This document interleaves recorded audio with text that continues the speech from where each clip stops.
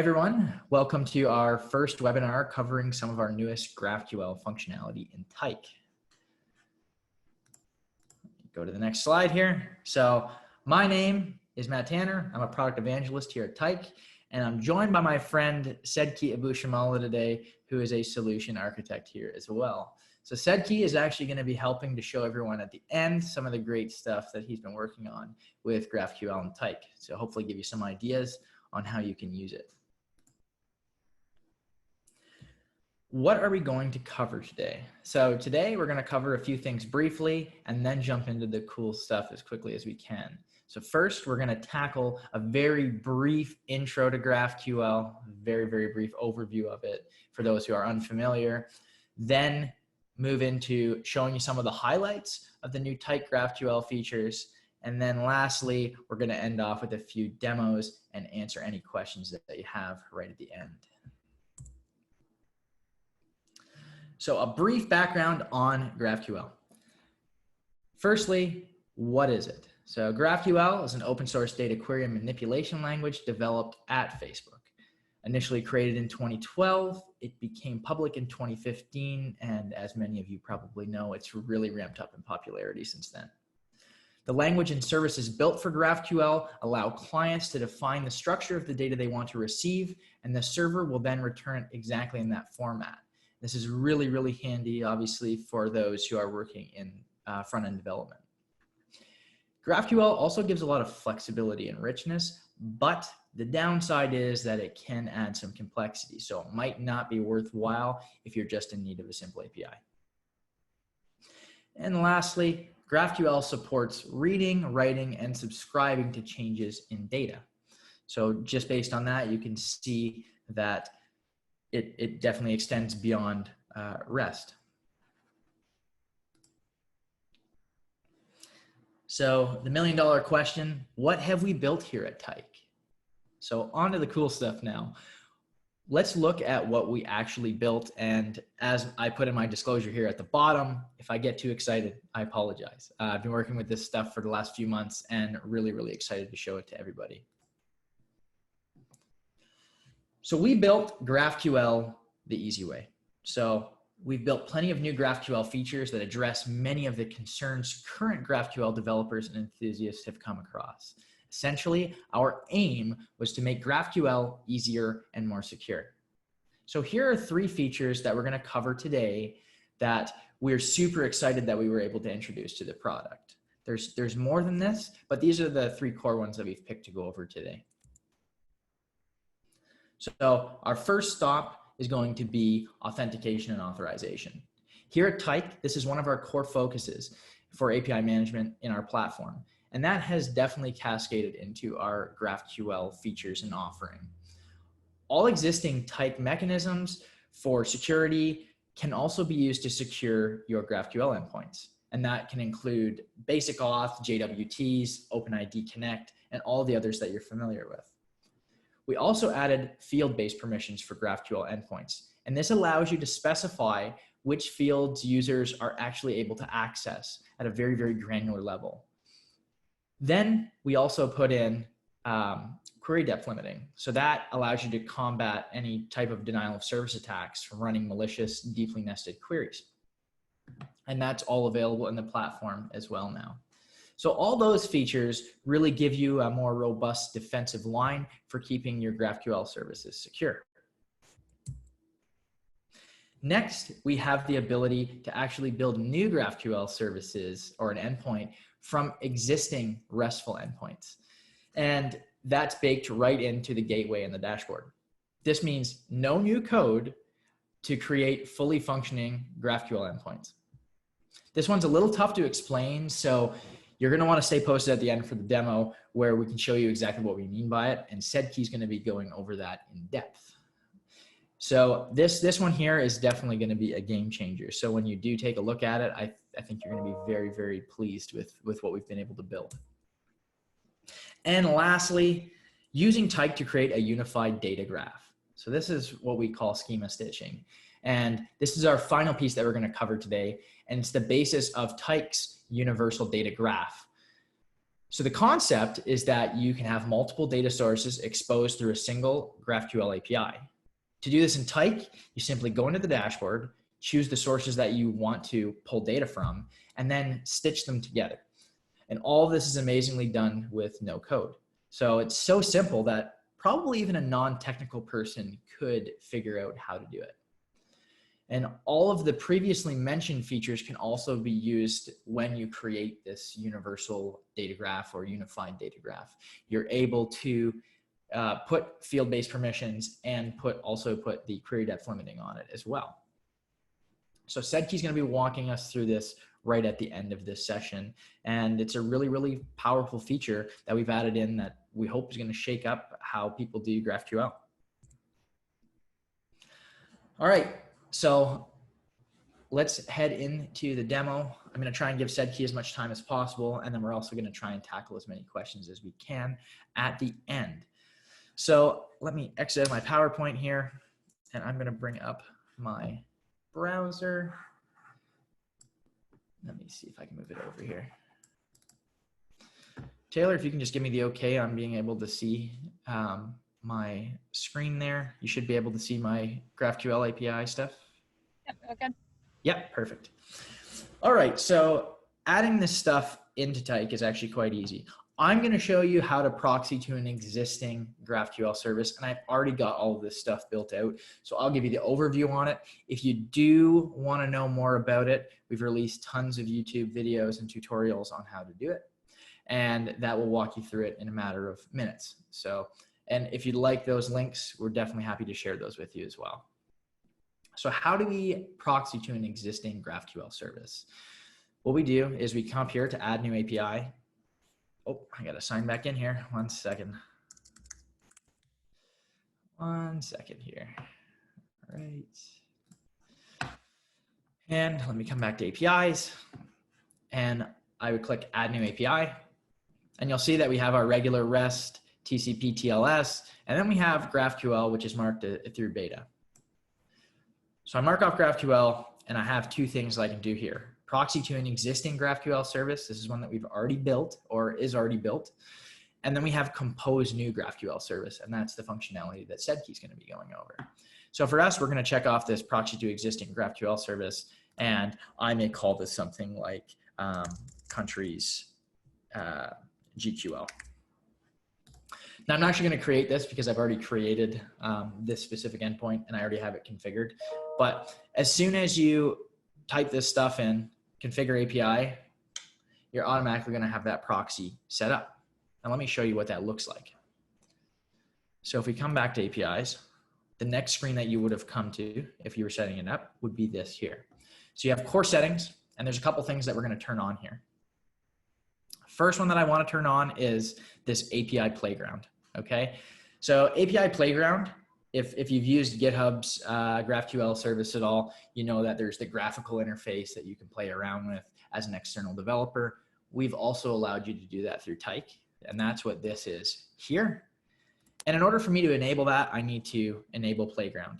And then it will show what the Playground path is, and you'll see here that I've done /playground, which aligns with this here. Then I have my target URL, which is the one that I plugged into the initial screen. And I'm going to come down to the bottom here, and you'll see that I've enabled authentication tokens. You could also put this as open keyless if you wanted to, but I want to show you how to apply certain policies to it. So I'm going to use an auth token for that one.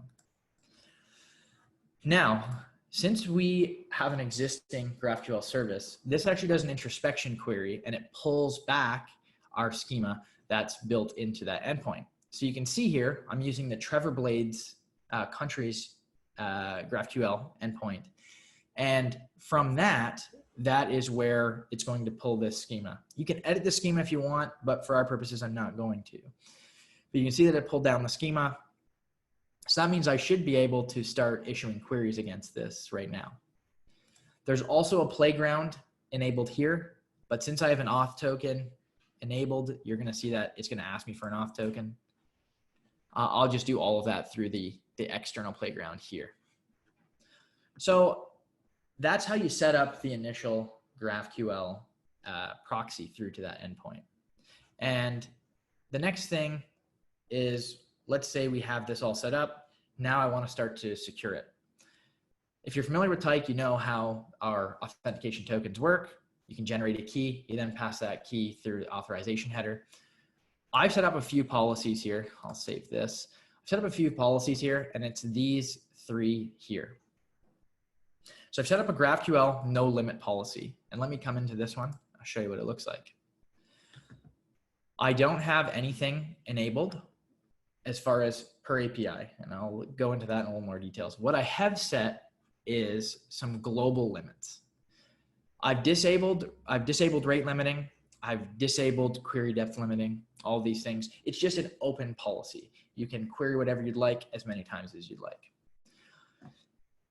Then what I did was I also created one for global query depth and rate limit. So that means every API that's covered through this policy is going to have this associated with it. And you'll see what I've done is I put a rate limit in here of 3 requests per 60 seconds. And I've put a query depth limit of two, so that you're not going to have any of these malicious attacks going. You may want to go a little deeper than that depending on your data structure. And so this is going to be applied globally. So any type of API that I associate with this, that's GraphQL, is going to have this applied against it. I'm going to come back here and we'll look at this last one, which is probably the most powerful way to do it. So I have a per API policy. What I've done is I've turned on per API, and I'm able to do quite a few things here.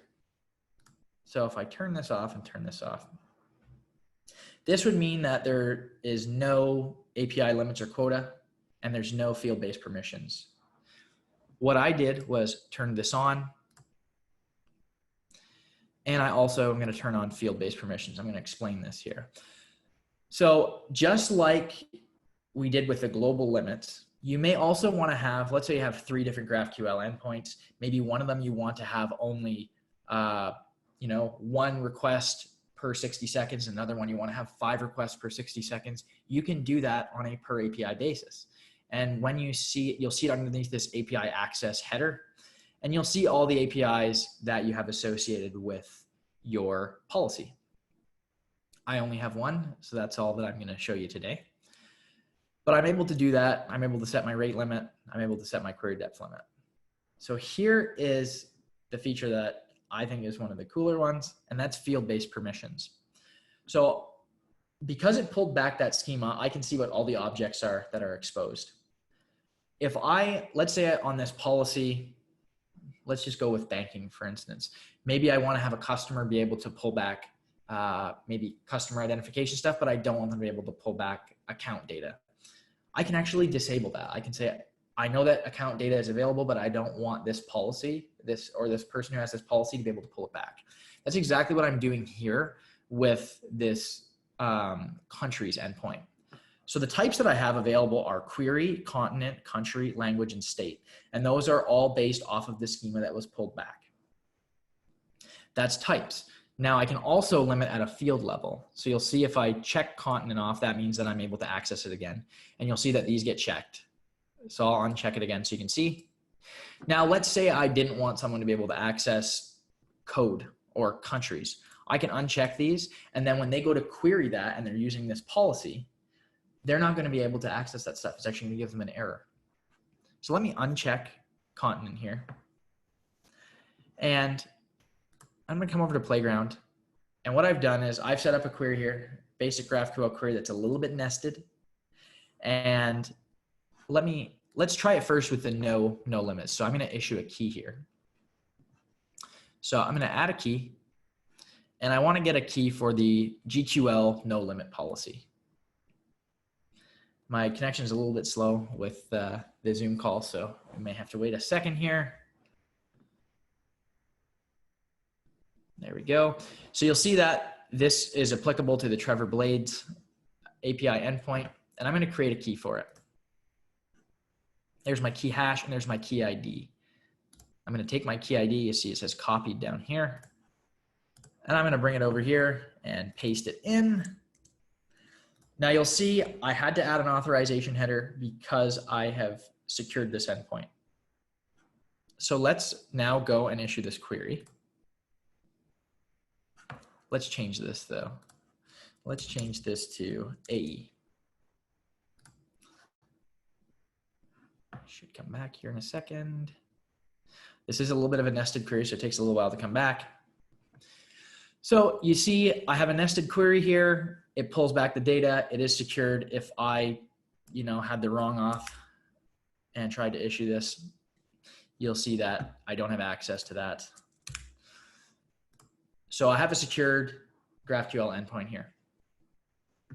Now, let's now look at issuing a key for one of the other policies.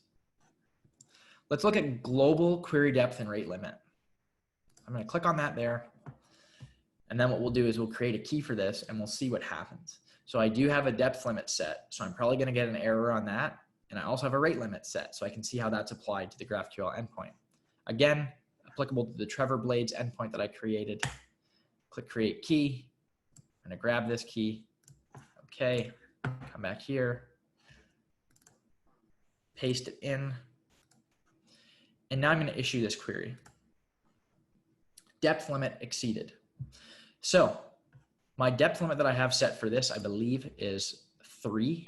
Let me pull this up here. Opening a new tab. And if I come over to policies, this is the one that the key's associated with. So let's take a look and see. Maximum query depth is 2. So let's change this to 3. We'll update this.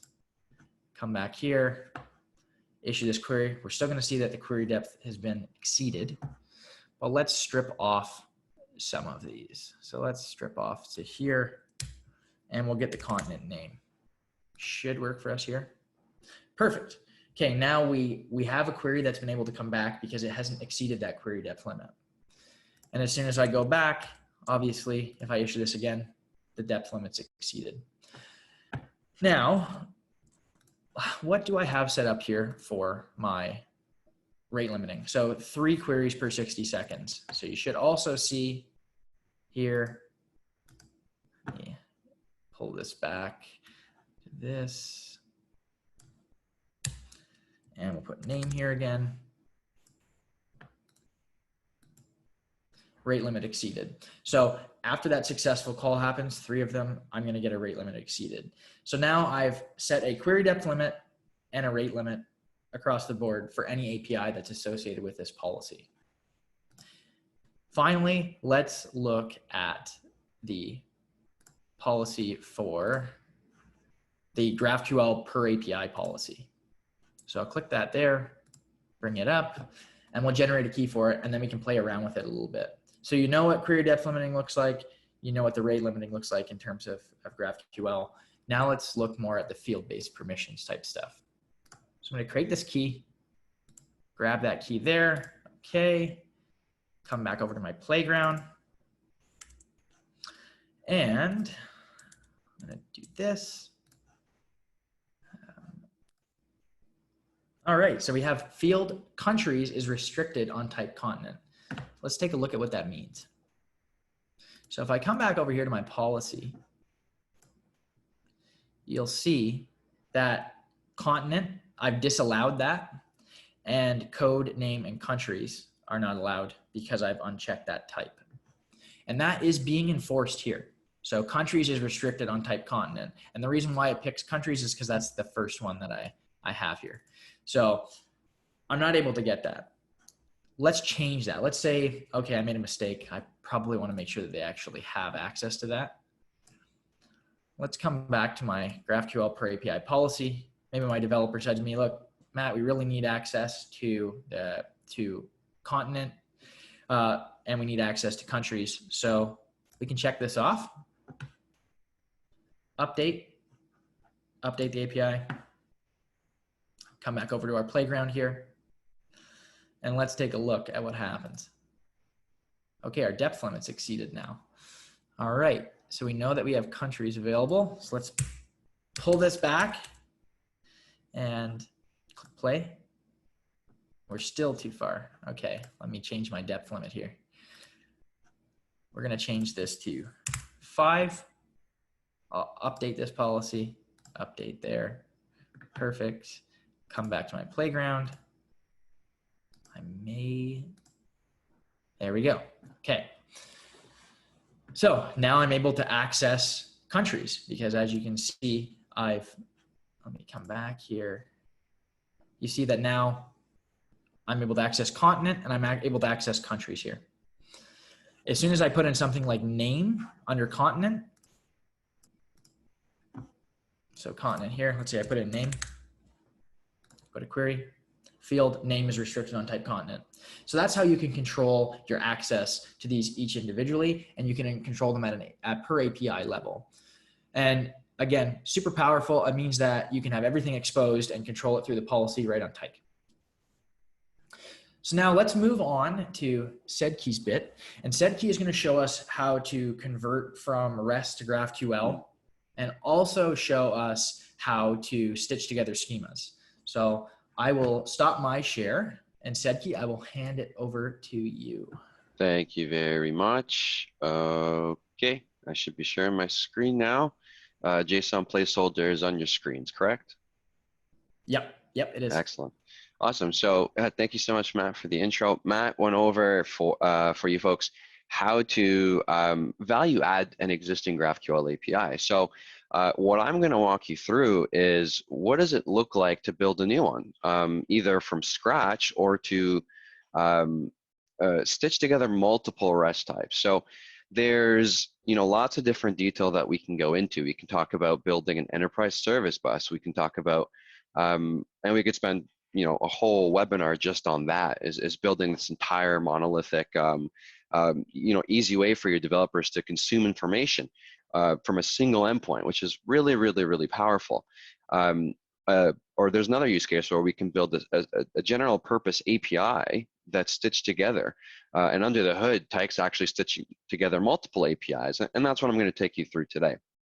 So the example that we have is there's a public resource here that we can use called JSON Placeholder. And here we have three different, actually a bunch of different endpoints. We have all these resources, excuse me. One of them is users.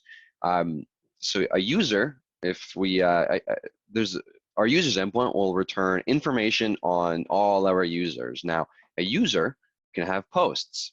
Okay, think of it as blogs or as Twitter posts, anything like that. And posts can have comments. Okay, so what we want to do is, instead of having three different endpoints, what we want to do is we want to combine them so it's a single GraphQL endpoint, right? And this is the start of either an ESB, an enterprise service bus, where all our APIs are available as a single GraphQL API, or we just want to combine these specific APIs that are related into a single context. Okay, so let's go ahead and open up the user's endpoint here, and we're just going to jump right in and get our hands dirty. So our user's endpoint, if we don't give it an ID, it's going to return a list of all our users, as we can see in the JSON payload. What I want to do is I want to give it an actual ID. So let's go with users number 6. Okay. Now here's the response payload for the user whose ID is 6. We have a name, username, email, address, and a bunch of other information. Okay, so let's start there. I want to pull that in first. So here on the right-hand side, we have our Tyke dashboard.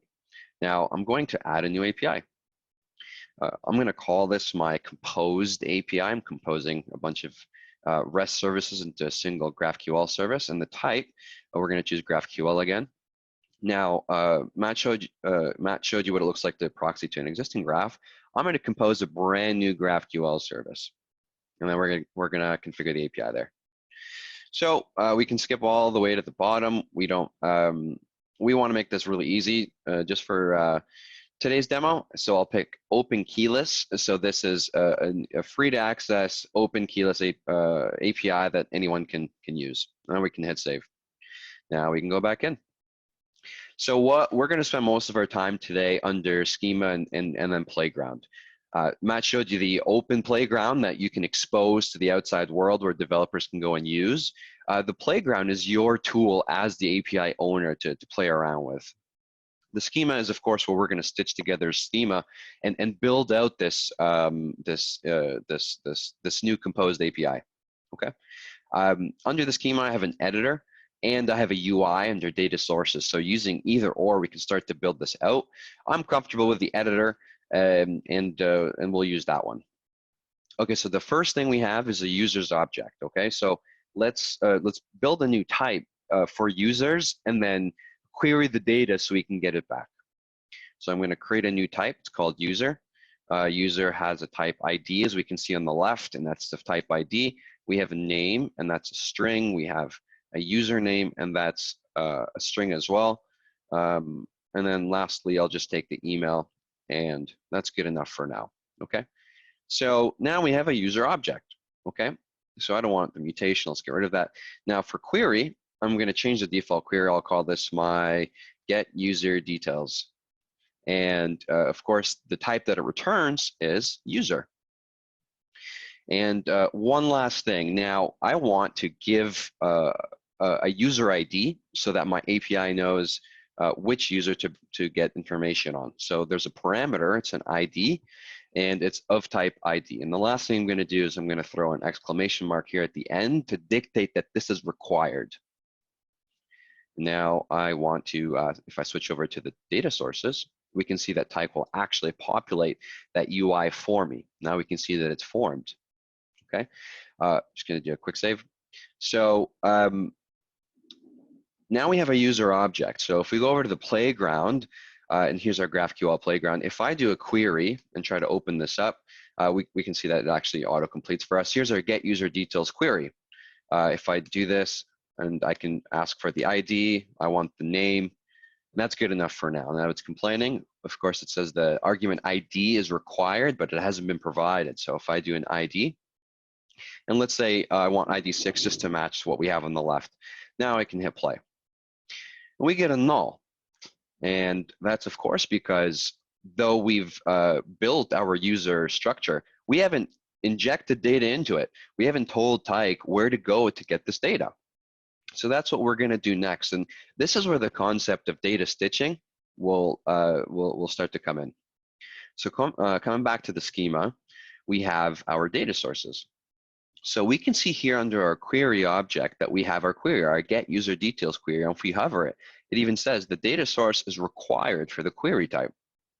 So let's go ahead and add that. Now a data source is just that notion of injecting a backend, a place to get data from into this query, or as we'll see shortly, as into a field, so we can nest these things. We'll get into that in a little bit. So here's my get user details. We can actually see it. We can add more arguments. We can say this is required or it's a list and so on. This is already done for us. I did this in the schema. What we want to do now is inject a data source. So we can define a data source, and now I can decide and tell Tyke where to get my data from. I can choose existing REST or GraphQL services that already are being protected in Tyke, or I can just use something that exists elsewhere that's being hosted. So we'll do that. Now, I pick REST, and the URL for my upstream is just this one over here. So I'll go ahead and copy that one and then paste this in. Perfect. Now the method is a get, and now I can update the field. So now if I hit update, and notice one thing that happened is now my get user details, it actually says REST beside it. So now it's good to go. We have injected our JSON Placeholder API for this specific user into this query. So now if we go under the playground, we can hit play, and we get our details back. If we compare the name to the name, everything's great. I can even go and ask for the username using the power of GraphQL, and there's the username. Though, the ID is hard-coded. So if I go and I switch this to 61 or anything, I still get the same hard-coded thing on the right. So what we want to do next is we want to inject this ID into the request. So coming back to the schema and data sources, I'm going to open up my query for get user details, and then under my data source, here is my URL. Now, instead of hard coding it for 6, I want to inject the ID that's given in the argument right into the path. So using Golang templating, I want to access the .arguments object. Now there are 2 objects that we can use. There's arguments object, which will let us grab the parameters of the ID. And as we'll see shortly, we'll get into the second object. But for now, I'm accessing the arguments object. And of course, we named it ID. So I will grab the ID object now. Now I want to hit update field. And if I go back to the playground and hit play, we get null back. Why is that? Here's my ID. Get user details. Let me see here. We have an ID, get user details, data source, dot arguments dot ID. So if I go back here, hit 6, we have an ID. Let's see. Data sources. I see the chat blowing up, and I'm wondering if only 10 users, Amit says. There are only 10 users. Oh, thank you, Amit. Well, that's it. That's why I really like Amit. He's a killer backup source. Cool. So if I go on your playground, instead of ID 11, I'll choose a different ID. And there we go.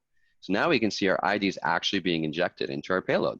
So there's ID 7, and there's Mr. Curtis. And if ID 8, and so on. And there we have it. So that's how we inject a single REST data source into a GraphQL engine. Now, what's the next resource? Okay, so we have users here. So I want to go to the post endpoint. Now, what this gives us is all the posts that belong to user 6. And we can see that.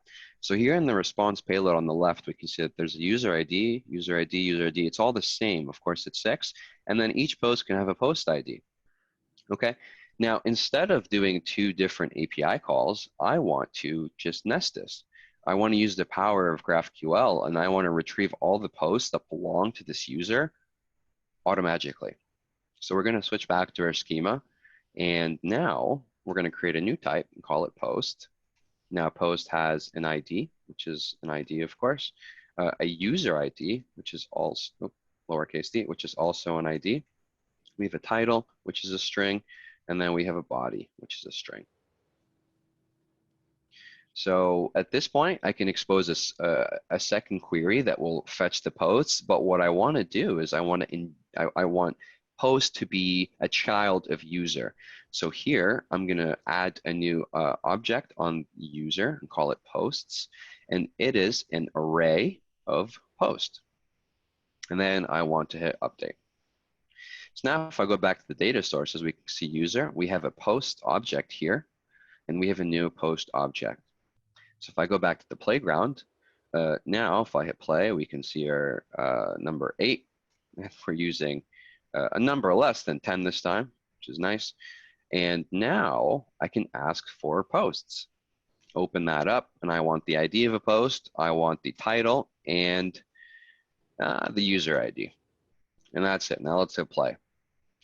And of course, we get a null back. Now, that's because we haven't told Tyke where to get the data from posts yet. We know where it is. Post is a sub-resource of users, but we haven't told that to Tyke yet. So if we go back to schema and open up our data sources, we can see that though post is a sub-object of user, we haven't told Tyke where to get this data from yet. So what we want to do is now edit this. I'm going to open this up. And we can see that the data model is inherited from the schema, and we can see it's a list. That's great. What I want to do now is add a data source. Now here, I'm going to define a data source, and then I can actually use a predefined data source. So Tyke's going to recommend one that I've already used, and of course, I can create a new one like we did in the first step. But I'll use this one for a nice, easy step. Okay. So what we want is users/user ID/posts. Now, we talked earlier about having 2 different objects that we can retrieve data from to inject into our API calls. The first is of type arguments. If I switch back and look at our editor, we would see that we don't have an argument on our post type. So we can't use arguments ID. That's only available on the user object. But here for our post call, we don't have access to the .arguments. But what we do have access to is all the objects that belong on the user object, which it belongs to. Okay, and how we get the user ID is if we switch back to our user payload, we can see that the user has an ID called 6. So what I want to do is the response of our first API call, I want to use this ID to make a call for my second resource to retrieve all the posts that belong to this ID. Now, how I would do that is I would switch .arguments to .object, and this is going to give me access to that same response object that came back from our first API call. Now, this is really powerful. What this is going to allow us to do is open up a lot of use cases. A really popular one is request aggregation, and this is especially popular if or useful if I have APIs that depend on each other. In this case, they do. Okay, I can also do the API calls in parallel, right, if I wanted to speed up my transaction, but there are some use cases where we can't make the second call because there's a dependency on the first, and that's where this one comes in. So using the .object annotation, I will access the response of the ID field, as we can see here, that came back from our first API call, and then inject it into the request. And then I'll return all the posts that belong for it. Now I can hit update. When I hit update, we can see now posts on the user object is of type REST. So of course, now we've injected a second data source, and type will go and make a second API call to resolve this field into a different data structure. So going back to our playground, now if I hit play, we can see all the posts that belong to the user. And of course, we can nest this further and further and further. If I wanted to get the comments for the user, I would again create a new object type and then inject it the same way by adding a new data source. And that's it for me. Matt will take over shortly. Just going to go ahead and end sharing my screen here, Matt, and then yep. I'll throw it back to you. Perfect. Awesome. I just have to find the Zoom thingy. So if you want to just kick me off, that would probably be faster. Let me see if I can. Got it. There you go. Got it? It's all yours. Yep. Sweet. Okay. So let me start up my video again here.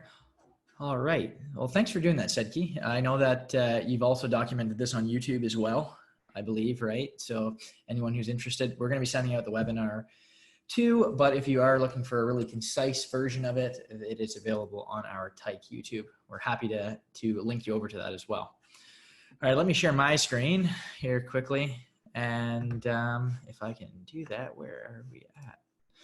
Oh, because my Zoom is bunched up. There we go. Share screen. All right, and there we go. Desktop 2, awesome. And I will just play from current slide. All right, so thanks everyone for joining. That's all of the stuff that we're going to be covering today, but we're hoping that you may have some questions or comments for us, and yeah, feel free to post them in the chat, and we'll follow up on them right now. Oh, 1 sec here. There we go. All right, let me just stop sharing my screen, and we'll pull up the chat. Let's just see if anything is here. Got 14. All right, Sedki, are you ready to answer some questions? Let's do it. Let me pull this over here. All right. Well, let's look here. So I think this might have been one to do with mine. And this, Amit's on the call. Maybe this is something we can have as a takeaway. So would be nice to get a more complete error. Know as from which node the query depth is exceeded, what depth you are asking, and what you should have in order to get the query to work. So Amit, what we'll do, Eric, thanks for that. What we'll do is we'll note that down, and thanks for sharing that with us. Yeah, I see Sedki's already got back to us there on it. Awesome. enable full in. Yeah, and there's another one there. So Amit's going to add that to we'll add it to our backlog. And that's the great part about Tyke and us as a company. We love hearing what customers want to have, and that's what we build towards. So, all right. If you restrict a field, consider delete that field from the schema so that the API consumer doesn't make the mistake. You could totally delete that field from the schema if you wanted to. However, if there's no need for a field, I guess it would be the same as if you're using a RESTful API. If you didn't need the field, then you could delete it. However, if you wanted to limit that field, maybe you'd build another endpoint that doesn't have it. So good point, very good point. But yeah, it's basically the same as deleting it, but it allows you to later on, if you had another policy that is supposed to have that, then you could then have that field exposed. One sec here. Let's see. All right. I see that Amit has this here. So another question that we had was, can a JWT token that comes be passed on to all the subqueries? Good suggestion. Amit had said, good suggestion, should be done via the policy, showing the subset of the schema. Perhaps show the field as NA somehow. Yeah. So Amit, maybe that's something for us to think about as well. Just have it as a not applicable. The policy should automatically delete the restricted fields. Follow up on the field hiding. So it does technically, yeah, I see what you're saying. So the policy would still go through even if they had it, just wouldn't show up there. I'm not sure if that's in our backlog or not, but that is a good use case for us to possibly look at, because I do hear the frustration in that, right? If you look, like I have one right now on my screen, says name is restricted on type continent. And yeah, I can take that away, but maybe the query should just go through anyways and just return it back without that data there. Were there any more questions at all? I see we've got a pretty good audience here. So are there anything in regards to what Sedkey tackled or what I tackled? We can also go into more detail on the screen if you'd like as well. Here's one. I do see a question that has come in. Yeah.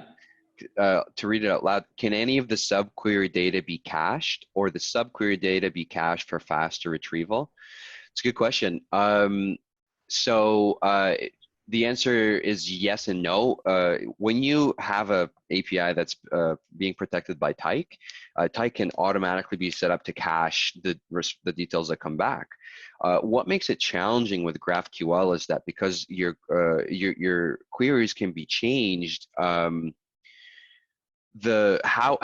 the query looks is also going to be changed, right? So even though, for example, if I have a query where I ask for the username and the email,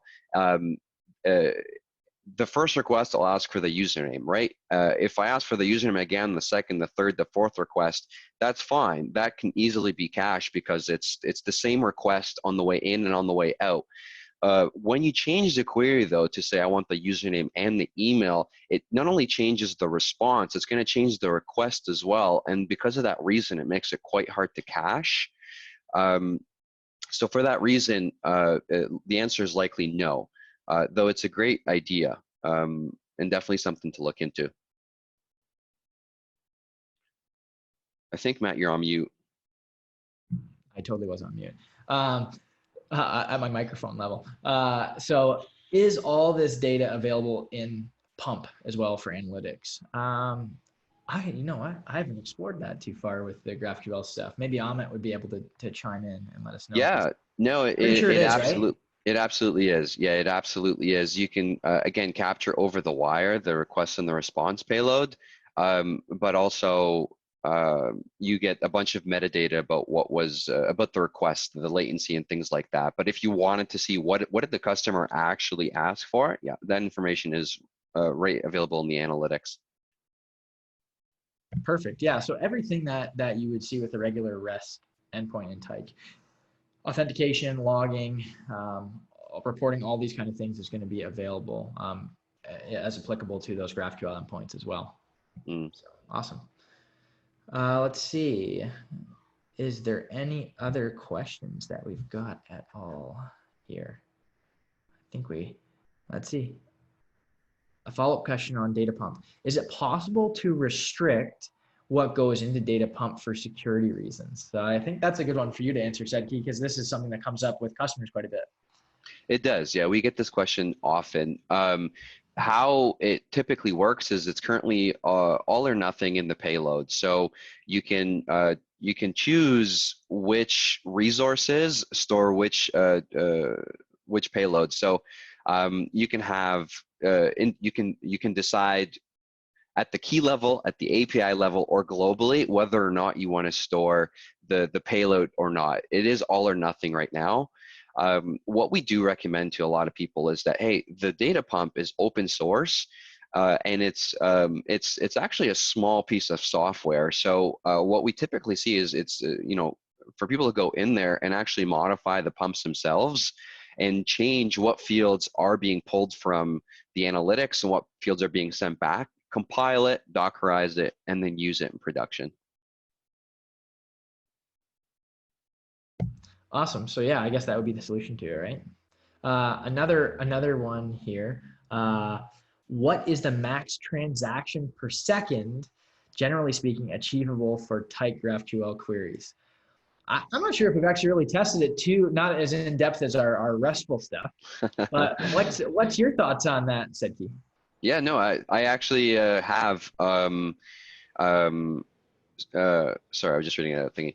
So this is actually something I have looked into. So my colleague and friend Ahmed and I have done some benchmarking with the tight GraphQL. We on AWS EC2 VM, we got it up to 15 or 20K RPS, something like that. The honest answer is that there is no cap, right? It really depends on your hardware. So you can scale it up as much as you want. I think what you're actually asking is how efficient is this thing? And that's an answer that we're working on getting and publishing. Yeah, awesome. And if you are curious about some of our load testing stuff, Sedki actually did some very in-depth stuff a few months back. And I'm assuming, Sedki, is that what you're running? You're running that same setup then with the GraphQL queries? Is that what you're doing? That's exactly right. So I'm going to post a link in the chat here to a blog that we did on performance testing on AWS, and it's going to walk you through exactly how to load test basically any piece of API or software. And it's fully open source. It's using fully open source tools. The only thing you would pay for is the infrastructure costs on EC2, which you can get, you can basically get for free. And what we did is we took that exact same blog, and instead of using a Tyke REST API, we used a Tyke GraphQL API. And doing that, you can easily compare the before and after to see what kind of performance latency you're getting. And there, just pasted it in. Perfect. So Amit did mention, just in regards to pump, you could also write to a CSV and then use something like Logstash to filter it before sending it through to your data sources. So that's another route that you could go to. Another question here would be and I'm not sure exactly, I don't know if we've played around with a failure on this. I know that the Tyke team has, I haven't come across it yet, but what if one of the subqueries fails? Is there enough error info to figure out which node failed or which part of the query failed? Sedki, have you come across that? I've on my end, I've only mostly done happy path stuff. I know our testing team would probably be able to tell us exactly if we're not able to answer it. No, that's a good point. I haven't played around with the failure either, though I can answer this. Our first phase was definitely to get this, really cool functionality out to you folks so people can start playing with it. What we're starting to look at now is how to improve the developer experience and the API owner experience. So the person who's actually going to be owning this thing and protecting it in Tyke, how do we make their life easier? How do we give them more tools so they can see what's failed, which nodes are failing, what errors are my users seeing, and all the tools essentially that they need in order to build and manage a GraphQL API as easily as possible. Yeah, and so if you do have any further questions, like let's say we didn't answer something completely for you or more curious about it, you can also get a hold of SedQRI. So Sedki's email is sedki@tyke.io. I'm Matt at tyke.io. And yeah, if you want to reach out to us, we'd be happy to get you those answers. Our testing team will definitely know, but we have mostly done happy path stuff because we leave the testing to the testers for the most part. But yeah, we can get that answer for you. 100% we can get that answer for you.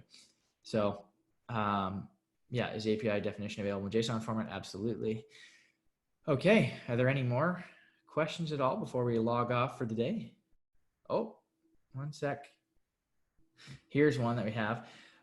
If one of the subqueries is taking a long time, is there a timeout so that the response from the subquery is empty, but client is not blocked? That's a good question. That's a really good question. Let's see, maybe Amit will have some input on that. Yeah, I can't say that I've had a timeout occur with a subquery like that. Yeah, so Amit says that he does believe that that's what would happen. So probably you'd get back nulls and it wouldn't block the client. That might be configurable. We'd have to, maybe Jens would know. But yeah, 100%. Each upstream has its own timeout. So if you want to know more details on that, we can get you the exact number. I'm sure it's with the way that Tyke is, it's most likely configurable. It is. Yeah. Yes. Yeah, I would assume that it would be. So yeah. So you get a partial response, as Amit says. You get a partial response. Can we load balance the subquery nodes across different servers? Yes. So all of these features, load balancing the subquery nodes, the timeout, the caching, by itself, no. But when you protect your APIs in Tyke and then expose them via GraphQL, you absolutely get all that functionality in it, because those are the core features that the API management platform gives you. So when you protect your API in Tyke, of course, you can have several servers to load balance across. You can configure a timeout. You can configure caching. Yeah, and all that stuff is done for you.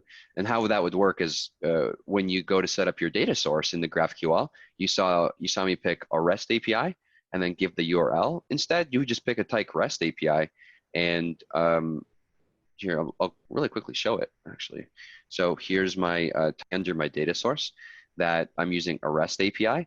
But if I was to use a Tyke REST API, it actually allows me to choose the APIs in Tyke that I've already have set up.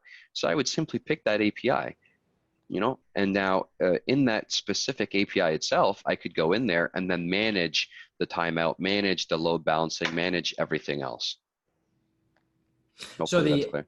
Yeah, so what would happen is basically your GraphQL query would be a client of that Tyke REST. So however you would be able to configure it with a regular RESTful call using Tyke, you would be able to configure it based on, you basically have the GraphQL portion actually acts as a client and issues a query against that Tyke RESTful endpoint. So whatever configuration is there, you'd be able to tweak. I think Sedke's going to show it right now.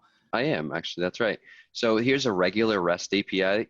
You can see that under my target, I can give it a single upstream URL, or I can do two things. Number one, enable round robin load balancing. And now I can add n number of servers, as many as I wanted to. Or Tyke can actually integrate with a service discovery tool, such as Console or Eureka or etcd, something like that, and then dynamically be able to resolve the upstream if you want to set that up. Perfect. Awesome. Well, if we don't have any more questions, we can shut her down for the day. And again, I'm Matt. This is Sedke. And if you do have any questions for us, definitely feel free to reach out to us. And yeah, we hope that over the next little while, we'll have some more in-depth GraphQL type webinars where we can go over even more of our use cases that we've come across and share with you some of the cool stuff that we've been doing. So until next time, Sedke, thanks for joining. Taylor, thanks for setting it up. And thanks everyone for joining. We'll see you in the coming weeks. Thank you. Thanks everybody. See ya. Bye.